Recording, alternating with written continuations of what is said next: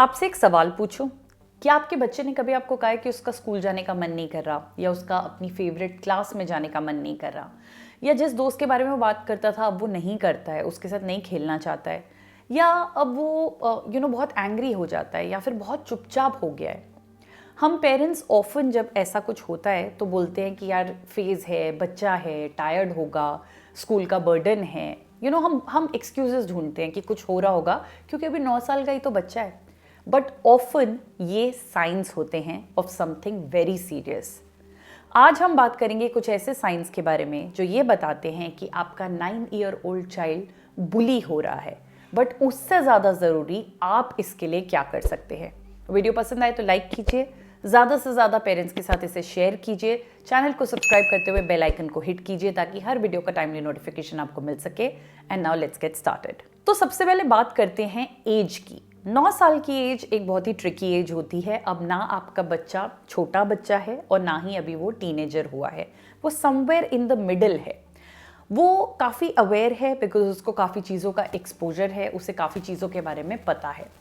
अगर वो बुली हो रहा है, और बुलिंग यहाँ पे ज़रूरी नहीं है कि फिजिकल बुलिंग हो, बुलिंग वर्बल होती है, सोशल होती है, इमोशनल बुलिंग होती है, तो कई बार वो इसलिए उसके बारे में बात नहीं करता क्योंकि उसे लगता है कि सब बोलेंगे कि तुम तो कितने वीक हो, या उसे एम्बैरेसमेंट लगती है, या उसके अंदर एक डर होता है, या फिर उसे ऐसा लगता है कि अगर मैं बताऊंगा तो मैं और बुली होऊंगा, ये सब और वर्स्ट हो जाएगा। और इसलिए इस एज में पेरेंट्स को इन साइंस का ध्यान रखने की बहुत ज़रूरत है। You really need to watch out these signs. Sign number 1, sudden changes in behaviour.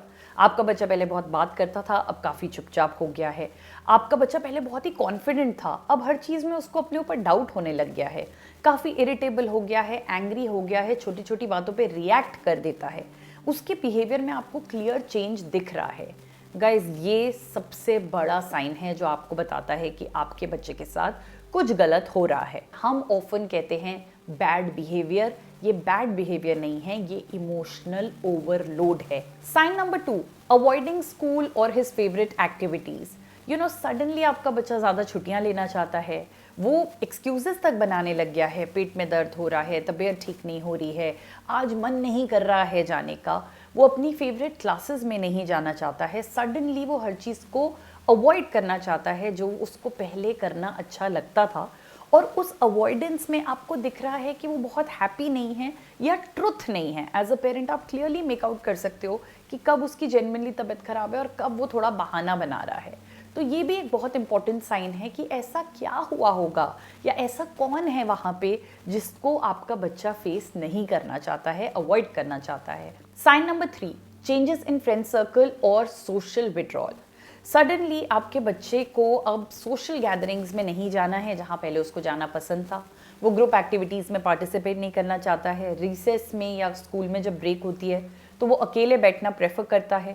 अब उसको पहले की तरह बर्थडे पार्टी के इनवाइट्स नहीं आते, पिछले साल जिन बच्चों के लिए बर्थडे पार्टी इनवाइट्स आते थे अब नहीं आते हैं। ऑफन ये भी देखा जाता है कि ऐसे बच्चों के ऊपर बुलिंग होती है कि उस पे बच्चे हंसते हैं, उसके कपड़ों पे, उसके लंच बॉक्स पे वो कैसा दिख रहा है, कैसे उसने जूते पहने हैं, कैसे वो बात करता है, उसका कोई एक्सेंट है कि नहीं। इन सब चीज़ों को भी बुलिंग के अंडर ही कंसिडर किया जाता है क्योंकि ये डीपली बच्चे को हार्म कर रही होती हैं। Not necessarily physical harm, but ये वर्बल हार्म कर रहा है, इमोशनल हार्म कर रहा है, सोशल हार्म कर रहा है। साइन नंबर 4, और ये बहुत ही ट्रिकी है, फिजिकल कंप्लेंट्स और मिसिंग आइटम्स। आपने देखा होगा ना, इतना बड़ा बच्चा 9 साल का, सडनली वो बॉटल कहीं भूल के आ गया है, उसका लंच बॉक्स नहीं मिल रहा है, उसकी आज टी शर्ट फटी हुई है, उसकी पैंट पे, उसकी बॉडी पे कहीं स्क्रैच लगा हुआ है, वो एक्स्ट्रा पैसे मांग रहा है क्योंकि उसको कह रहा है कि स्कूल में कुछ होने वाला है, उसके लिए एक्स्ट्रा पैसे चाहिए। ऐसी रिक्वेस्ट उसने आपसे पहले कभी नहीं करी है, और आप जब उससे पूछते हैं तो वो कह रहा है कि हो सकता है कहीं घूम गया हो, मुझे याद नहीं आ रहा मैंने कहाँ रखा था। 9 साल का बच्चा जिसकी मेमोरी बहुत अच्छी होती है, वो सडनली ये नहीं याद कर पा रहा है कि वो अपनी बॉटल को कहाँ भूल के आया है। तो यहाँ भी एक आपको क्लियर साइन दिख रहा है कि कुछ ठीक नहीं हो रहा है। Sign number 5, emotional and digital changes. अब देखिए, बुलिंग सिर्फ स्कूल तक या एक क्लासरूम तक रिस्ट्रिक्टेड नहीं होती, डिजिटल बुलिंग भी आजकल देखी जाती है। आपके बच्चे जो गेम्स खेल रहे होते हैं, जो चैट विंडोज़ पे वो बात कर रहे होते हैं, या जिनके साथ खेल रहे होते हैं, हो सकता है वो भी उन्हें बुली कर रहे हों। और इसके साइंस आपको देखने को मिलेंगे कि बच्चा जब गेम खेल रहा है तो वो वॉल्यूम को धीरे रखता है, वो बहुत एक्साइटेड नहीं है। गेम खेलने के बाद वो एक्चुअली काफ़ी उदास हो जाता है instead of being very excited और थिंकिंग कि अच्छा चलो मेरा गेम टाइम ख़त्म हो गया, मुझे तो मज़ा आ गया। आपको दिख रहा है कि बच्चा मैसेजेस डिलीट करने लग गया है, या बच्चा नहीं चाहता कि आप उसके टैबलेट को या उसके फ़ोन को, जो भी वो देख रहा था वो चीज़ आप देखें, या सडनली फ़ोन या अपना टैब चेक करना वो अवॉइड कर रहा है कि नहीं, in spite of being a gaming lover उसको सडनली चाहिए कि नहीं नहीं नहीं मुझे नहीं करना है, नहीं नहीं मेरा मन नहीं है अभी करने को। तो यहाँ भी साइंस हैं कि कुछ गलत हो रहा हो सकता है। सो अब बात करते हैं कि पेरेंट्स क्या कर सकते हैं। देखिए, इसका कोई राइट एंड रॉन्ग आंसर नहीं है, बट मैं आपको कुछ गाइडेंस दे सकती हूँ। जैसे पहला, create opportunities for safe conversation. देखिए, हमारी आदत होती है बोलने की कि क्या हो रहा है आपके साथ, आप क्यों नहीं बता रहे हो, आपने मुझे क्यों नहीं बताया, या आपके साथ कुछ गलत हो रहा है तो आप फाइट बैक क्यों नहीं कर रहे हो, आप कंप्लेन क्यों नहीं कर रहे हो। हम ऐसा दिखाते हैं कि हमें सब कुछ पता है और हम अज्यूम करने लग जाते हैं instead of letting the child talk. आप इन्हीं सबको बदल के बच्चे को बोलिए कि मुझे ऐसा लगता है कि आपके साथ कुछ ठीक नहीं हो रहा है, या मुझे ऐसा लगता है कि आप अपसेट हो, आपके अंदर कोई बात चल रही है, मैं हूँ आपके लिए, आप जब चाहो मुझे आके बता सकते हो, मैं बिल्कुल आपको जज नहीं करूँगी। मैं जब छोटी थी तो मेरे साथ भी कुछ ऐसा होता था और मैं इस तरीके से जाके हेल्प मांगती थी जिससे कि चीज़ें सॉल्व होती थी, तो आई एम हियर। और ये सेम चीज़ को आप patiently day after day repeat करो। Maybe not that day, maybe not the next day, maybe not after 3 days, but the child will open up. आपको सिर्फ उसको कॉन्फिडेंस देना है कि आप उसे जज नहीं कर रहे हो और आप रिएक्ट नहीं करने वाले हो, ताकि वो ओपन अप हो सके, उसे सेफ फील हो आपसे बात करते हुए। Step 2, validate don't minimise. आप बच्चे की जब बात सुने तो ये ना बोलें कि छोड़ो ना, ऐसा तो होता है, स्ट्रॉन्ग बनो, अरे ये तो सबके साथ ही हुआ है, तुम कौन सा अलग हो। Instead of all of this आप उसे बोलें कि आई एम सो ग्लैड आपने मेरे से बात करी, आई अंडरस्टैंड आपको कितना बुरा लगा होगा, या आई अंडरस्टैंड कि किसी के साथ अगर वो बता रहा है कि ये हुआ इंसिडेंट तो उसको कैसा लगा होगा। जो फीलिंग्स है ना उसको वैलिडेट कीजिए, इंस्टेड ऑफ ये कहना कि इग्नोर कर दो, अवॉइड कर दो, वहाँ पे जाना ही मत, instead of saying all of that, उसकी फीलिंग्स को वैलिडेट करने की कोशिश कीजिए। Step number 3, involve the school but in a very calm manner. गुस्से में मत आइए, अग्रेशन का यूज़ मत कीजिए।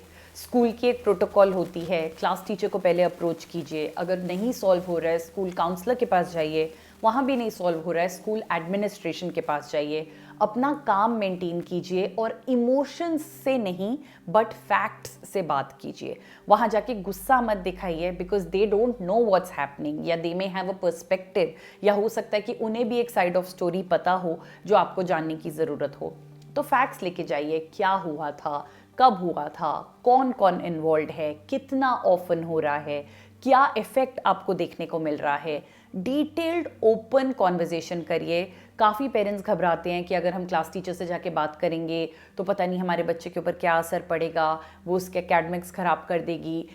एक परसेप्शन होता है हमारे अंदर, डर होता है कि हम स्कूल को बोलेंगे तो स्कूल हमारे बच्चे को अलग से ट्रीट करेगा। बट आजकल के अच्छे स्कूल्स इन चीज़ों पे बहुत ध्यान देते हैं। स्कूल काउंसलर्स को स्पेशली अपॉइंट किया जाता है बच्चों के इमोशनल वेलबींग के ऊपर काम करने के लिए। तो मेक श्योर कि आपके पास ये जो रिसोर्सेज हैं आप इनका अच्छा यूज़ करें। स्टेप नंबर 4, अपने बच्चे के कॉन्फिडेंस को बिल्ड कीजिए। देखिए, कॉन्फिडेंस लेक्चर्स देने से नहीं आता, कॉन्फिडेंस आता है जब हम सपोर्टेड फील करते हैं, हमें पता है कि हमारे साथ कोई खड़ा है, हमारे पास हमारे पेरेंट्स का सपोर्ट है, तब हम कॉन्फिडेंस फील करते हैं। इसीलिए अपने रिएक्शंस को चेक कीजिए। आप बच्चे को क्या चीज़ समझा रहे हैं, कैसे समझा रहे हैं, उसको चेक कीजिए।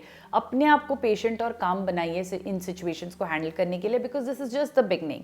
अगर आप अभी से इन सिचुएशंस को ठीक से नहीं हैंडल करेंगे तो आप अपने बच्चे के साथ अपने कम्युनिकेशन को क्लोज कर रहे हैं।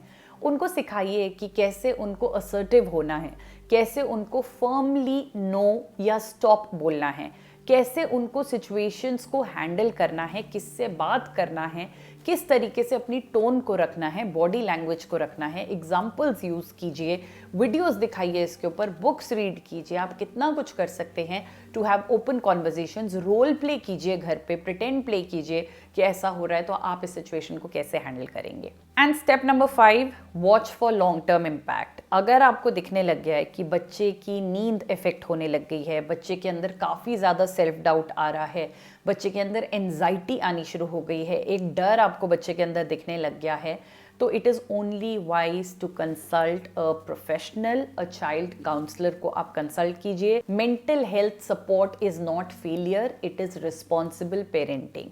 आप सही टाइम पे अगर प्रोफेशनल का सपोर्ट लेते हैं तो आप अपने बच्चे को एक सर्टेन सिचुएशन में हेल्प कर सकते हैं।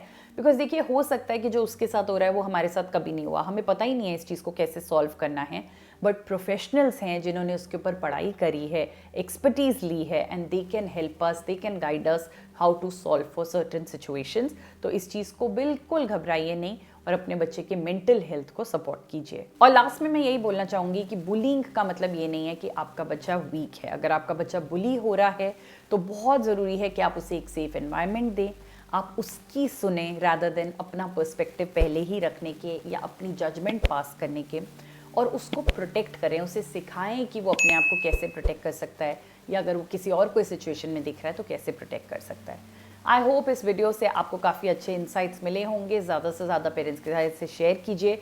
मुझे कमेंट में बताइए अगला टॉपिक आप क्या देखना चाहेंगे। मैं बहुत जल्द आपसे बात करूँगी। Thank you, bye bye.